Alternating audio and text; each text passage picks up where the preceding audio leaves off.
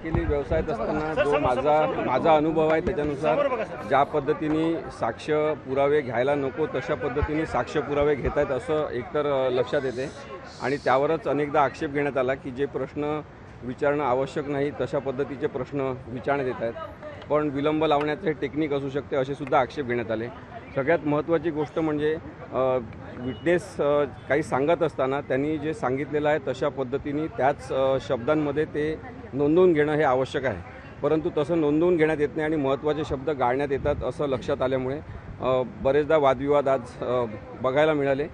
पण त्याच्यामध्ये सगळ्यात महत्त्वाचं होतं की डॉक्टर आंबेडकरांनी संविधान लिहिलं आणि त्यांच्या संविधानानुसार मी वागतो असं जेव्हा सुनील प्रभू यांनी सांगितलं तेव्हा डॉक्टर आंबेडकरांचं नाव 4दा सांगूनसुद्धा वगळण्यात आलं। मग डॉक्टर आंबेडकरांच्या नावाची ॲलर्जी आहे का जे याचं कामकाज पाहत आहेत त्यांना आणि कोणत्या तरी पक्षाला, याच्याबद्दलचे प्रश्न निर्माण होतात आणि तसे आक्षेप घेण्यात आले।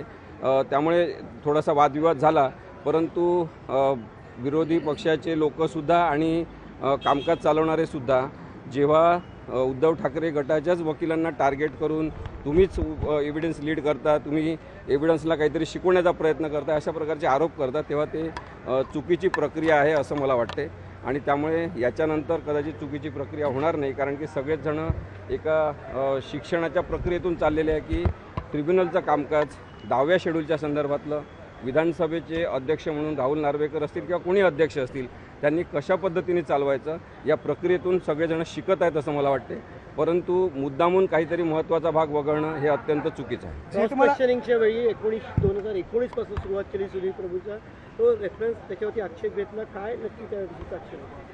कसं आहे की त्यांनी जे प्रतिज्ञापत्रावर म्हटलेलं आहे आणि जे सर्वोच्च न्यायालयात प्रतिज्ञापत्रावर मांडलेलं आहे त्याच्यामधले काहीतरी मतभेद किंवा त्याच्यामधले काहीतरी उणिवा काढणं हे काही साक्षी पुराव्यामधलं काम असू शकत नाही असं आमचं म्हणणं आहे आणि त्यामुळे जे प्रश्न विचारले जात आहेत महेश जेठमलानी साहेबांकडून ते एवढे संयुक्तिक नाहीत असं आमचं म्हणणं असणे साहजिक आहे।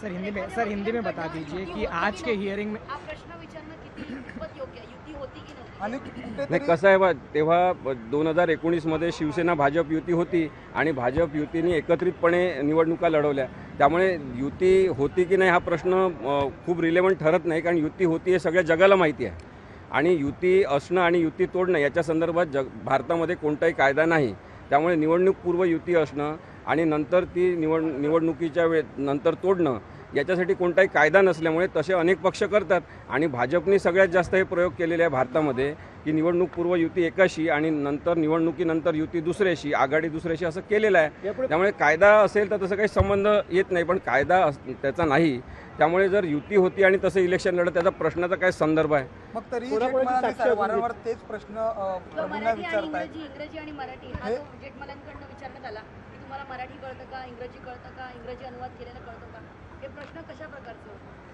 सुनील प्रभू यांनी जे प्रतिज्ञापत्र केलेलं आहे ते इंग्लिशमध्ये आहे। आता सर्वोच्च न्यायालयाचं संपूर्ण कामकाज इंग्रजीमध्ये चालते, त्यामुळे कोणीही क्लायंट जेव्हा आपल्या वकिलांना काहीतरी मराठीत सांगतो ते इंग्लिशमध्ये उतरून घेतात, त्यांना ते सांगतात की अशा प्रकारे तुम्ही म्हटल्याप्रमाणे लिहिलेलं आहे आणि मग ते सही करून ॲफिडेविट दाखल होते, त्याच्यामध्ये काही चुकीची प्रक्रिया नाही आहे। परंतु तुम्हाला इंग्लिश येते का, तुम्हाला सगळं माहिती आहे का, तुम्ही मग त्याच्यामध्ये एक ओळ अशी का लिहिली नाही की मला मराठीत समजून सांगितलं, ते सुद्धा सुनील प्रभूसुद्धा सुशिक्षित आहे, त्यांचं म्हणणं आहे की मला मराठीमध्ये जास्त चांगलं कळते आणि इंग्रजीमध्ये मला थोडा प्रयत्न करून ते समजू शकते, पण मी त्याच्यात खूप कम्फर्टेबल नाही आहे। अजून कोणाकोणाच्या साक्षी आपले नोंदवल्या जाणार आहे सुनील प्रभूंनंतर? सुनील प्रभूंनंतर अजून कोणाला बोलवतील माहिती नाही, पण जे शिवसेना पक्ष कार्यालयातून सगळ्यांना ईमेल पाठवण्यात आलेली होती तर ज्यांनी ती ईमेल पाठवली होती त्यांना साक्षीदार म्हणून बोलवण्यात येणार आहे आणि त्यांनी ती ईमेल कोणाच्या सांगण्यावरून पाठवली, केव्हा पाठवली वगैरे प्रश्न विचारले जातील, परंतु एकूणच साक्षी पुराव्याची प्रक्रिया जी आहे ती अडखळत आणि विलंब लावण्याच्या सगळ्या उद्देशांनी सुरू आहे असं माझं मत आहे।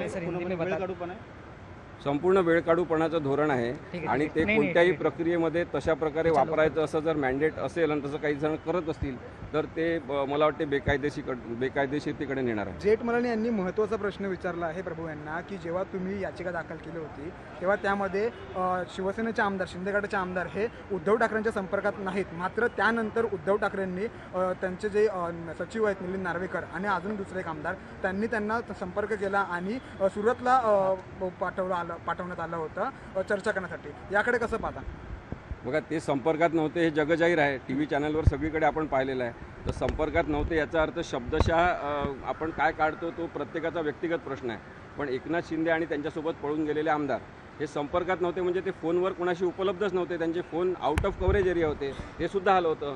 आणि त्यामुळे मिलिंद नार्वेकर आणि MLC फाटक हे जर गेले असतील त्यांना भेटायला तर त्यांचा तो व्यक्तिगत प्रश्न आहे की त्यांना काहीतरी समेट घडून आणायचं असेल, त्यांना कोणी पाठवलं आहे किंवा काय याच्याबद्दलचं कोणतंच काही म्हणणं कोणाचं नाही आहे.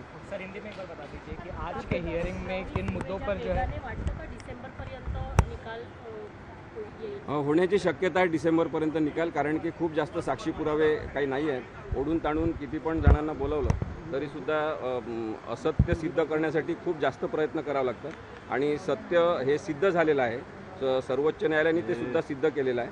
त्यामुळे उद्धव ठाकरे आणि त्यांच्या गटाची बाजू ही कायदेशीर संविधानिक आहे आणि त्यामुळे आम्हाला काही खूप जास्त साक्षी पुरावे घ्यायचे नाही. सर हिंदी में एक बार बता दीजिए आज की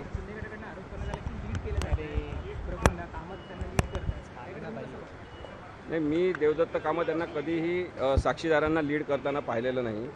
उलट असं होत होतं की जे मराठीमध्ये उत्तर दिलं जात होतं आणि ते इंग्लिशमध्ये घेतलं जात होतं लिहून, तर ते लिहून घेत असताना महत्त्वाचे शब्द गाळले जात होते किंवा महत्त्वाचे शब्द घेतले जात नव्हते आणि त्यामुळे त्याच्यावर आक्षेप घेण्यात येत होता. पण त्यांचा गैरसमज राहुल नार्वेकरांचा झाला की लीड केल्या जात आहे, कारण की विरोधी पक्षाच्या वकिलांनी तसा आक्षेप घेतला पण कधीही लीड केलेलं नाही आहे. त्यांच्या शब्दामध्ये ते लिहिलं गेलं पाहिजे. जे शब्द महत्त्वाचे होते ते गाळू नये. जसं मी सांगितलं की डॉक्टर आंबेडकरांचं नाव जर त्यांनी घेतलेलं आहे सुनील प्रभूंनी की ते संविधानात जे डॉक्टर आंबेडकरांनी दिलं आहे त्याच्यानुसार मी वागतो हे जर म्हटलं आहे तर डॉक्टर आंबेडकरांचं नाव घ्यायलाच पाहिजे त्याच्यामध्ये. ते लिहिण्यामध्ये काय प्रॉब्लेम आहे? हा जर प्रश्न विचारला असेल तर त्याच्यामध्ये कोणाला वाईट वाटण्याचं कारण नाही. सर हिंदी में बता दीजिए कि सर हिंदी में एक बार बता दीजिए कि सेना वर्सेस सेना हियरिंग में आज के क्या क्या मुद्दे थे और अगली तारीख कौन सी रखी गई? कल ये पुनः सुनावनी शुरू होगी और आज जो हुआ है उसमें क्रॉस एग्जामिनेशन शुरू हुई है. एग्जामिनेशन चीफ हो गया है सुनील प्रभु का और क्रॉस एग्जामिनेशन शुरू हुई है. वो कल भी शुरू रहेंगी क्योंकि और कुछ सवाल महेश जेठमलानी जी को पूछने हैं. और मुझे लगता है एक वकील करके कि जिस तरह से क्रॉस एग्जामिनेशन हो रही है वो तरीका कानून में पूरी तरह से नहीं बैठता है और बहुत ही शॉर्ट में संक्षेप में सवाल पूछे जा सकते थे जो नहीं पूछे जा रहे हैं और एक दिशा भूल करने की कोशिश हो रही है जिससे इस केस को ज़्यादा विलंब लगे. ये कोशिश तो नहीं हो रही है ऐसा सवाल उठता है. इसके अलावा खासकर जो आखिर में जो सवाल पूछा गया है कि क्या आप जानते हैं कि ये सूरत गए थे, इसलिए गए थे, जो खासकर सवाल पूछा गया सुनील प्रभु ने डिनाई कर दिया कि उनको पता ही नहीं क्यों गए थे. क्या सुनील प्रभु जी को वो पता नहीं है कि नार्वेकर जी और फाटक जी क्यों गए थे वहाँ पे. वो पता नहीं तो उन्होंने कहा नहीं पता है. अगर वो अपने खुद के इंस्पिरेशन से वहाँ पे गए हैं कि उनको लगा कि वो कुछ अच्छा करते हैं, शिवसेना नहीं टूटनी चाहिए इसलिए वो खुद गए होंगे तो उसके बारे में वही बता सकते हो. सुनील प्रभु कैसे बताएंगे? लेकिन वो कह रहे हैं कि 21 जून को संपर्क में नहीं थे. क्या सही बात है? संपर्क में नहीं थे यानी टेलीफोन से तो वो किसी के संपर्क में थे ही नहीं. मीडिया के लोगों ने भी उनसे एकनाथ शिंदे और उनके साथ जो भागे उनसे कांटेक्ट करने की कोशिश की, किसी का फ़ोन लगा नहीं. तो संपर्क में नहीं थे इसका मतलब फ़ोन पे संपर्क में नहीं थे. उन्होंने फ़ोन बंद कर दिया था इसलिए शायद नार्वेकर जी और वो फाटक जी गए होंगे उनको मिलने के लिए. तो उनके खुद के इच्छा से वो वहाँ पे गए होंगे तो उसके बारे में सुनील प्रभु कुछ नहीं बता सकते. लोकशाही मराठी ऐका, पहा, जागरूक रहा.